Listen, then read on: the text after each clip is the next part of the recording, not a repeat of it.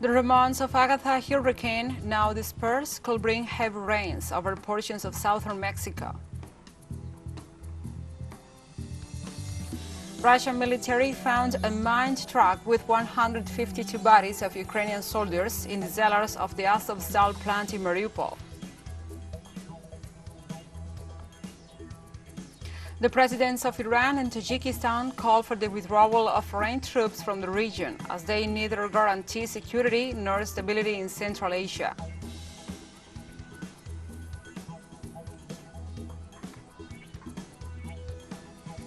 From the headquarters of teleSUR English in Havana, Cuba, this is From the South. I'm your anchor, Gladys Quesada.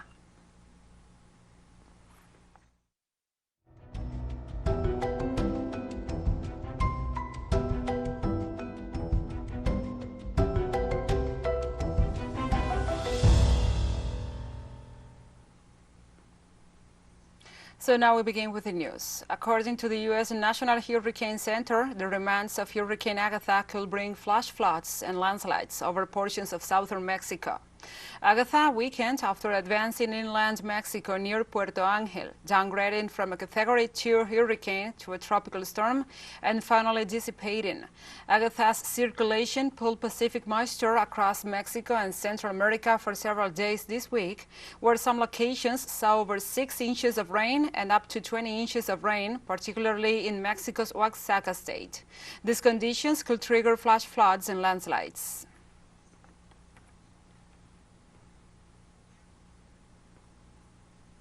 And Latin America remains on alert for heavy rains and storms affecting the region due to climate change. Hurricane Agatha weakened to a tropical depression in the last hours, and then it dispersed. At least 200 municipalities in Mexico are on alert. Authorities in Honduras and Guatemala forecast an increase in rainfall due to the indirect effects of this natural phenomenon. In Brazil, at least 93 people lost their lives and more than 20 are missing as a result of the floods of the last days in the state of Pernambuco.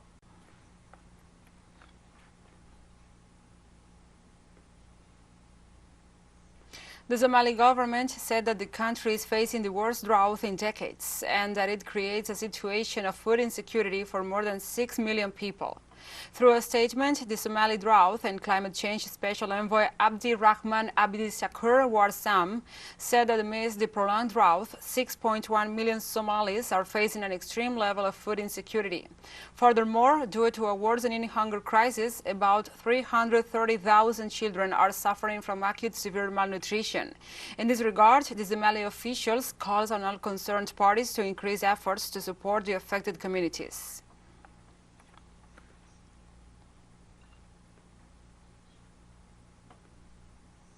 President Jair Bolsonaro visited the disaster zone and sends his condolences to the families of the people who died in torrential rains in northeastern Brazil as rescue workers continue the search for victims. Releasing an updated toll, authorities said 26 people remain missing in the region around the city of Recife. The government allocated a total of 1 billion reals in emergency and reconstruction funds, said Regional Development Minister Daniel Ferreira. The risk of floods in and around Recife, the capital of Pernambuco state, remains very high, said the National Disaster Monitoring Center. A series of devastating floods in Brazil that have killed hundreds of people in recent months and which, according to experts, are aggravated by climate change, while the government has been criticized for its management during the disasters.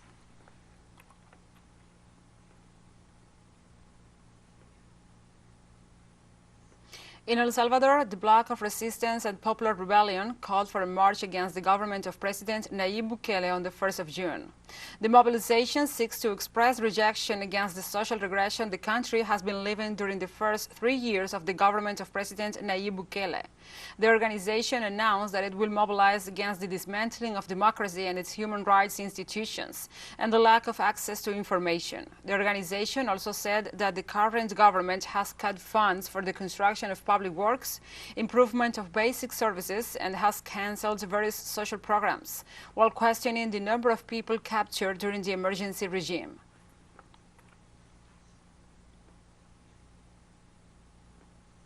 In Panama, delivery workers of e-commerce company Pedidos Ya have gone on strike to protest poor working conditions. Delivery drivers of the multinational company Pedidos Ya declared an indefinite strike on Monday in the city of Panama due to poor working conditions, which have been aggravated by a sustained increase in fuel prices. The strike began last Friday, 27th, and since then, the company's app has not been accessible. The strikers are demanding an increase of $3.50 per order, plus accident insurance, and that the company provides them with the materials they need to work.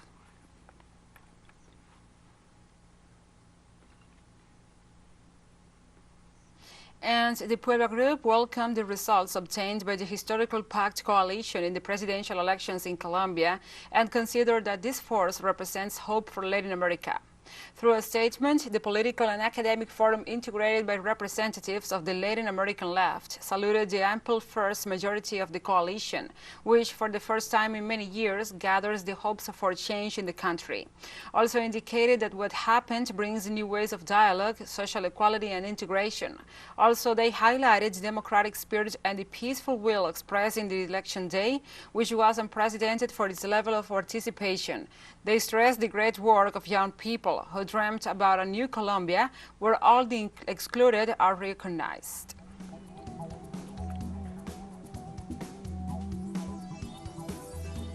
We'll take a short break now. Join us again after this.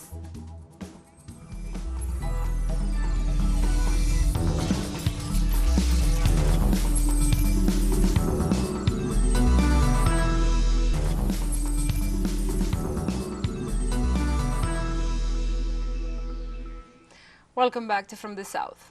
The President of Peru, Pedro Castillo, announced that he will present a bill before the Congress to eliminate immunity of all high government officials, following an investigation for alleged corruption against him launched by the Attorney General's office. The head of state shared his decision while meeting with the Council of Ministers in a decentralized session in the Amazonian region of Loreto. Castillo emphasized it was a way to ensure transparency during the investigation, and therefore every high official of the state should submit to justice. The Attorney General's office has been investigating the head of state for alleged corruption charges related to the irregular purchase of biodiesel, for pressuring promotions in the military branch, and for using funds allegedly coming from a mafia network to build a bridge in the San Martin region.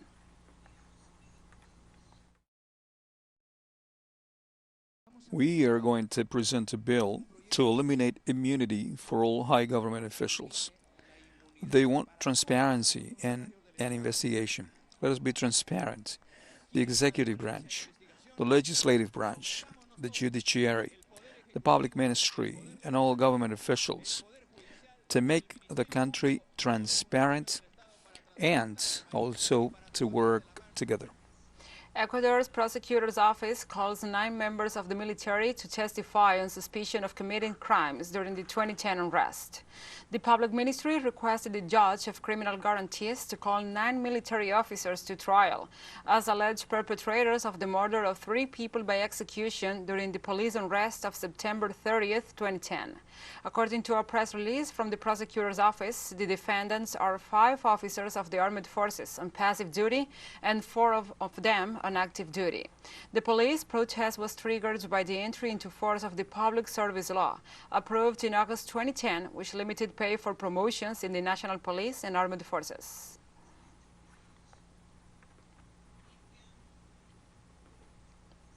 And the Cuban Public Health Ministry announced the use of face masks will no longer be mandatory in the country as of May 31st.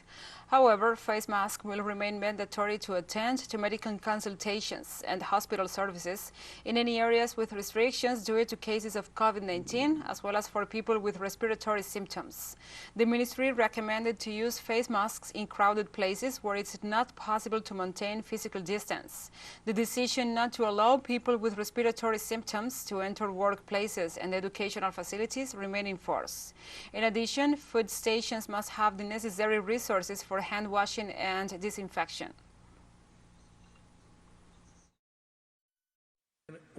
The number of cases has declined non-stop for 9 consecutive weeks, and both local and imported cases have also decreased. Meanwhile, the Cuban Prime Minister Manuel Marrero Cruz called on the citizens to be responsible and to continue using preventive measures to avoid new COVID-19 outbreaks. Everyone can keep using it, and everyone who feels at risk can use it. We need to maintain that risk perception. We have a strong control over all the measures that have been taken with vaccines and boosters.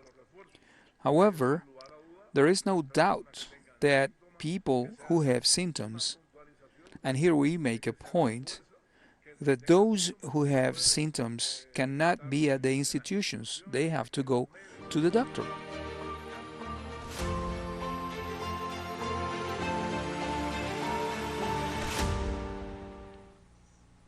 Now we move on to other topics. Russian military found a mine truck with 152 bodies of Ukrainian soldiers in the cellars of the Azovstal plant in Mariupol. The information was provided by the spokesperson of the Russian Ministry of Defense, Igor Kinashenkov, who declared on Tuesday that the Russian military found in the cellars of the iron and steel plant an isothermal truck containing 152 corpses of Ukrainian soldiers. According to the spokesperson, 4 mines were found under the bodies, and their explosive charge will be enough to destroy all the remains in the vehicle. According to Kinashenkov, the surrendering fighters of the Azov battalion confessed that the laying of the devices was carried out on the direct order of Kiev in order to blame Russia for the deliberate removal of the remains and not to allow their transfer to the relatives. On the basis of the results of the interrogations of the captured Azov militants, it was established that the removal of the bodies was carried out on the direct order of Kiev. The purpose of the provocation was to accuse Russia of deliberately destroying the remains of the bodies and preventing them from being transferred to their relatives in order to save the political reputation of the Kiev regime and personally of Zelensky. And Russia's state-owned gas company Gazprom on Tuesday suspended gas supplies to the Dutch operator Gazterra. The Dutch company will stop receiving Russian gas after refusing to make payments in rubles. Gazterra claimed that complying with Moscow's payment policies could violate European Union sanctions and that the payment route posed too many financial and operational risks. In a statement, the Russian gas company said that the suspension of hydrocarbon supplies to Gazterra will continue until payments are made in accordance with the plan proposed by the national government. Gazterra, for its part, declared that it vowed from another supply the 2 billion cubic meters of gas that it expected to receive from Gazprom until October.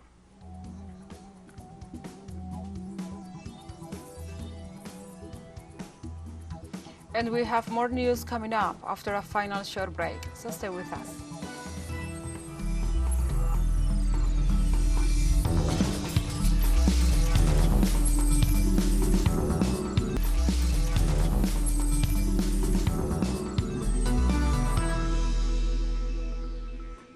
Welcome back from the south.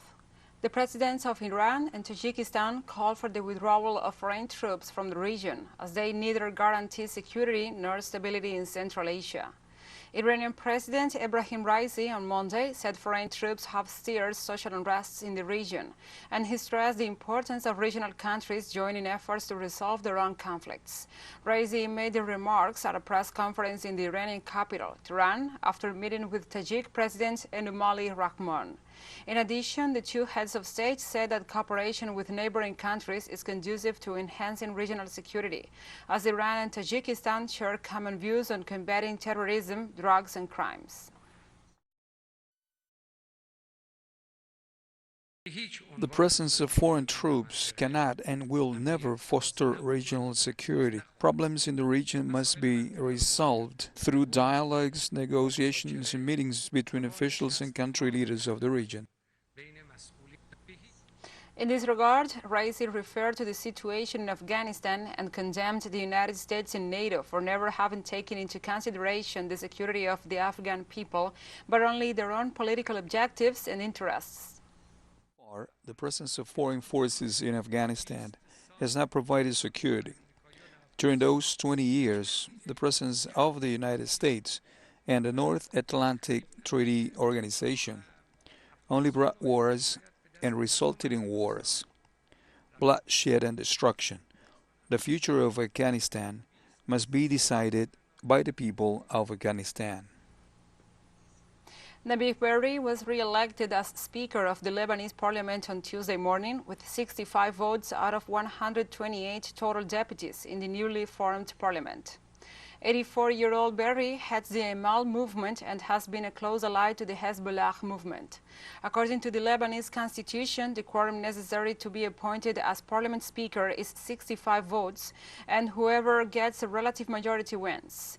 Just 2 weeks after parliamentary elections were held, the brand new Congress also voted for the vice presidency of the legislative body and formed the parliamentary committees.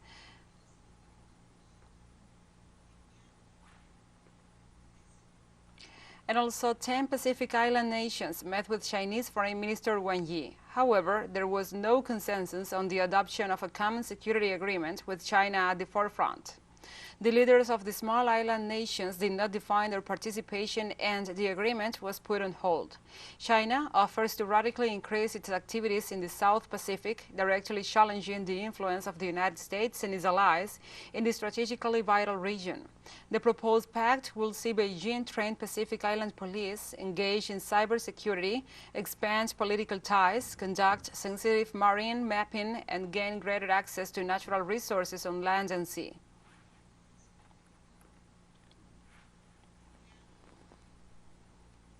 China's government rejected the visit of United States Senator Tammy Duckworth to Taiwan on her second visit in a year to the island. Foreign Ministry spokesperson Zhao Lijian stated that Taiwan is a province of China and urged the U.S. to end all official contacts with the island. Lijian also said that the U.S. government should neither seek a new Cold War with China nor aim to change the country's system. In the meantime, the Foreign Ministry pointed out that Senator Duckworth's visit violated the One China principle and affects bilateral relations. In the midst of the situation, the Asian giant military flew at least 30 warplanes into the skies of southwest Taiwan in one of the largest Air Force exercises of the year.